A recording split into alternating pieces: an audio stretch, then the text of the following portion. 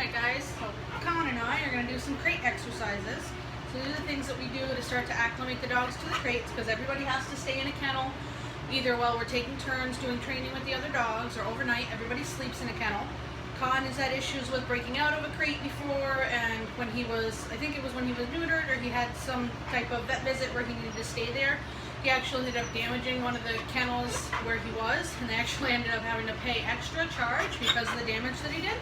So we have to work on getting him calm and relaxed in the crate, not just putting him in there and trying to contain him. So he's got to calm his brain down, not just his body has to go in the crate.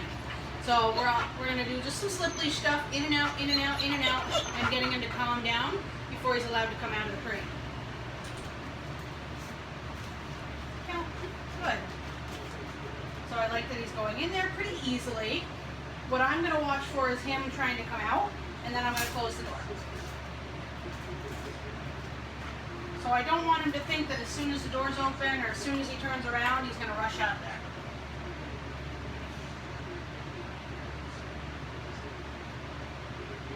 What I'd like to see from him, because he is so anxious and hyper, is maybe him offering me an SIT. So I don't want to sit here and ask him to sit. I want him to do it because he's trying to calm his body down and kind of get a little bit more comfortable. So basically I'll just wait him out. If I see any intentions, whether it's his state of mind or his body moving forward, of him passing the barrier of the crate entrance, I'm just going to close the door again.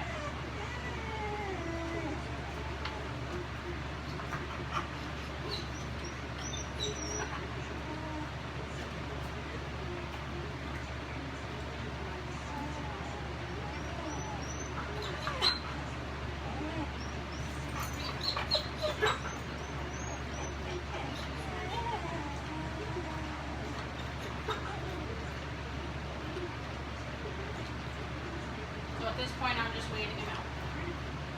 This is the part that usually gets everybody a little stuck. Is just taking time and waiting them out so that they make a decision on their own. Doesn't mean that we're going to wait every single time as he gets better with the crate or as he progresses in training. Then we'll expect more of him and we'll raise our expectations. So we'll want him to calm down or offer us a sit or something like that sooner and when we ask instead of on his own time. But for now, he's got to figure out how to get what he wants, which he doesn't necessarily want to be in the crate right now. He wants to come back out. And the only way I'm going to allow him to do that is if he offers me some type of calm cooperation.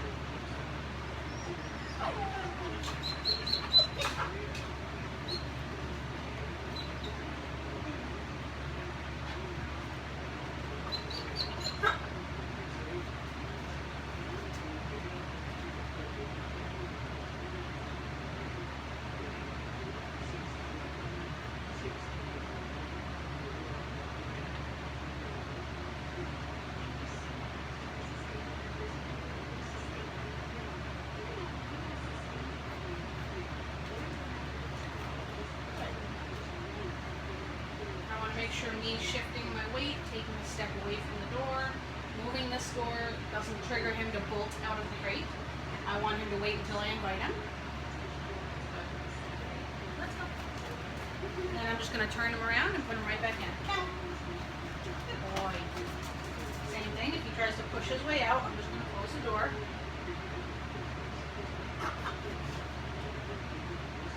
A lot of times with dogs who are anxious or have had crate troubles, a lot of it tends to be we only crate them when we're going to leave or they're, going to get into something along those lines. So we don't necessarily do crate training. We just stick them in the crate as a way to contain them. So they have to be acclimated to it and not just necessarily, especially with an anxious dog, just be stuck in there because you're going to be leaving. We do a lot of crating when we're still home. We'll do various amounts of time, 10 minutes, 20 minutes, an hour, hour and a half, of them just going in their crate and hanging out for like a nap time. While we're home, while we run out to do errands and stuff like that. So it's not always when we leave. That can create extra anxiety if they know they're going to have to go in there just because they're being left alone.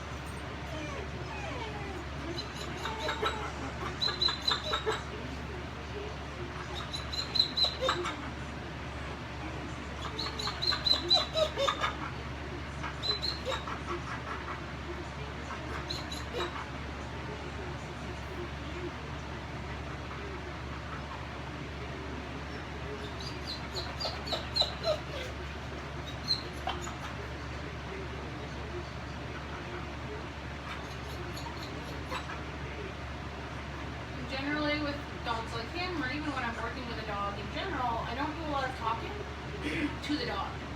It's okay, it's alright, calm down, stuff like that can add excitement or reinforce their inappropriate state of mind. Right now he's a little nervous, anxious. I don't want to feed into that nervous and anxiousness by adding a polite tone that makes him feel like I like what he's doing.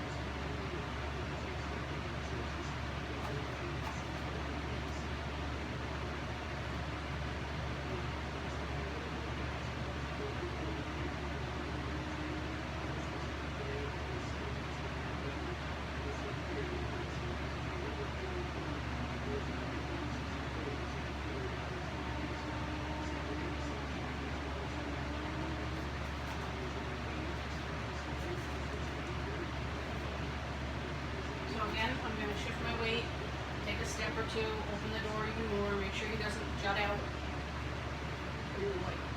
Let's go. And then send him right back in again. Count. Another thing that can make these guys super anxious is if they're somewhat okay in the kennel, but every time you come home or every time you go to take them out of the kennel, they're really worked up and they just burst out of the crate. So whenever we let these guys out of their kennels, they have to wait politely, they have to show us some calm behavior. So if I close the door, and I'll show you guys what I'm going to expect from him, I'll just wait for a minute for him to calm down. When I go to reach for the latches, is usually a pretty big trigger for any dog that has anxiety in the crate. What I want to see is if I reach for the latch and he escalates his excitement, I'm going to withdraw. So he's going to start to figure out if he adds excitement to the situation of me opening the door, I'm going to stop opening the door.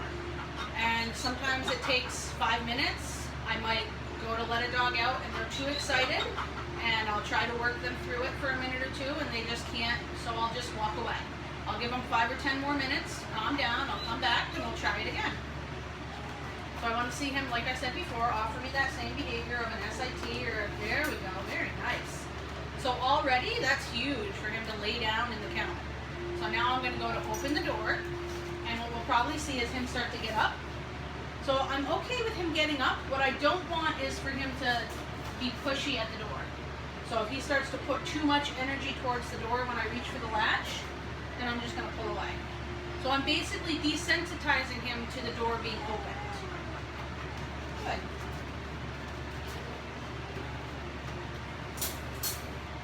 Undid one latch. I'm really liking the fact that he stayed laying down while I did that. He didn't get back up, so he's figuring it out pretty quickly. The bottom latch is probably going to be a little bit more interesting for him because it's the second latch. It means the door is going to eventually open, and I'm also going to have to bend down to open it, which is going to add a little bit more intimacy to this. So he got up and he's a little whiny. I'm just going to stop and wait him out again.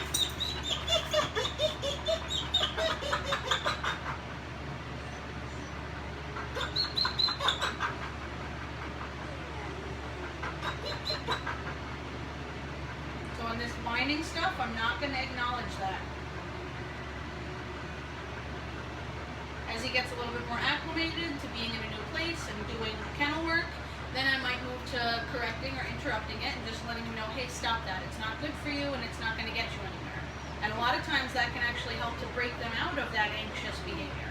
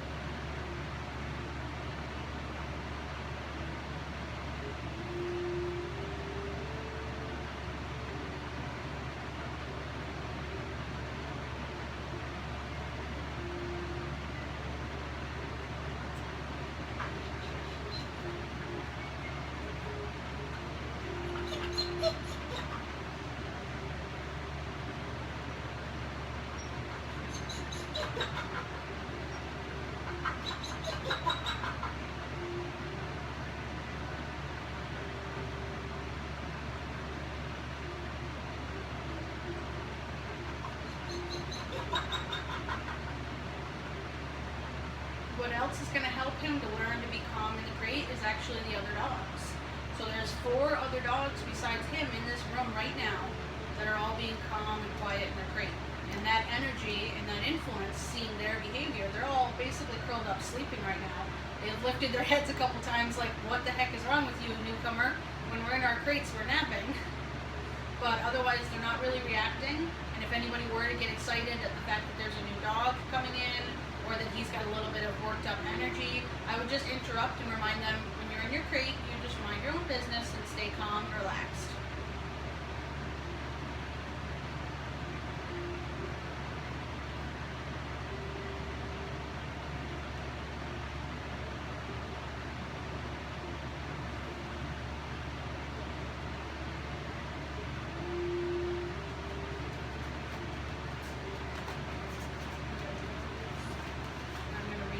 Again, he might get up again.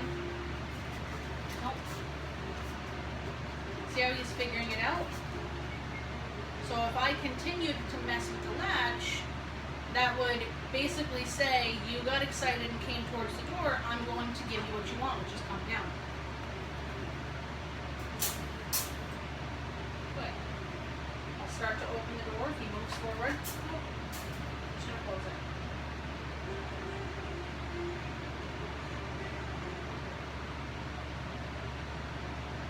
Stays somewhat calm and relaxed, I might give him an opportunity for me to open the door again and see what type of behavior he offers me.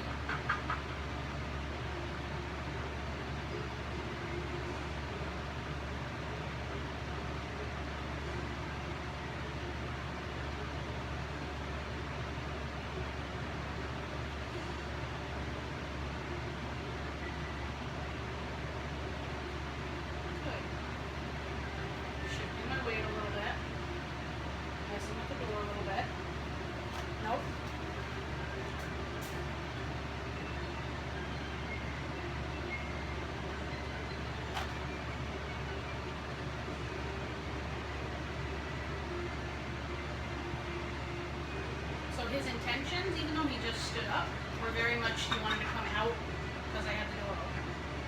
I want him to just have kind of a neutral energy and a neutral state of mind about being in the crate until I invite him out. So it's not necessarily, and sometimes that can be hard to judge, it's not necessarily about the SIT or the DOWN, it's about what he's thinking, what his intentions are. That's much better. Nope. And how I close the crate door is going to reflect directly his energy and his intentions. So if he tried to like barrel out of there with all whatever 90, 100 pounds of his body weight, I'd have to use more force in closing the door to match him. So if he's just kind of inching towards the door, I can just close it gently. I don't need to add any more pressure or any more forcefulness to it. But if he's got all of his body weight trying to charge out of that door and I try to close it gently, he's just going to push right past me and it's not going to stop him. So I'm going to take that SIT, he's looking away from the door, he's relaxed a little bit, softening his eyes. Good. And I'm already starting to introduce him to marker words like GOOD. Just calmly stating good when he offers me an appropriate behavior or he makes a good choice. What I like now compared to before is his ears are back and his brow isn't crinkled. So before, when I had the door open or when he got a little bit excited about me moving the door or taking steps like I am, like that, his ears would perk up and he would be a little bit more interested in what's going on. Good. So now what I'm going to do is reach for the leash. That can be another trigger for them to say, oh, I'm coming out of the crate. So I'm just going to pick the leash up, nope, and hold on to it and still do the same thing with the crate door.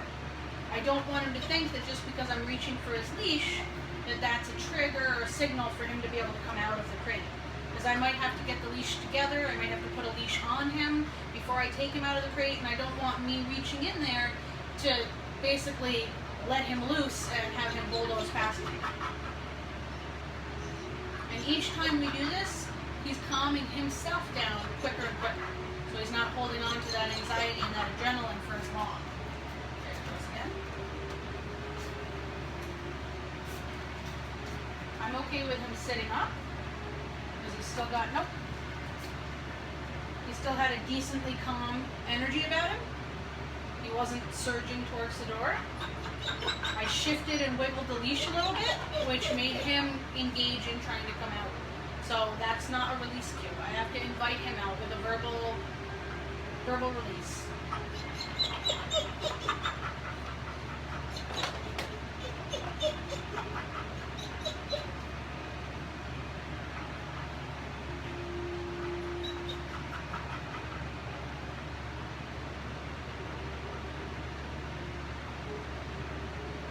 And this doesn't just help with getting him acclimated to the crate. This is a very hard workout for him. So mentally, he's going to be very tired after doing crate exercises like this, where he has to regulate himself and he has to practice self-control.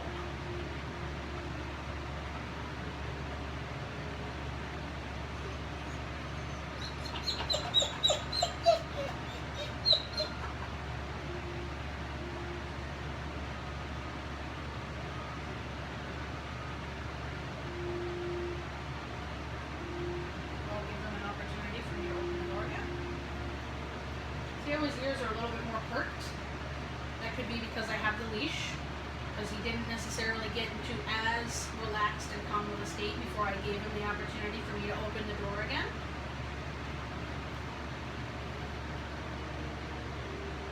You see what kind of decisions he makes if I play with the door a little bit, take steps back and forth. Good.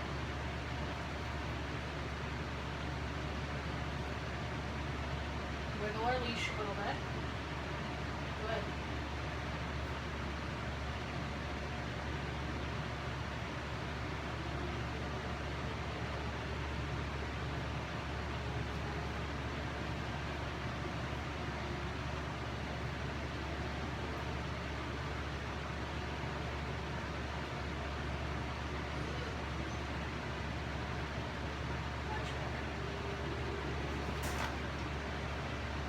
Sure, just because I'm getting ready with the leash to collect him when he comes out of the crate, that he doesn't rush forward. Good. Nope.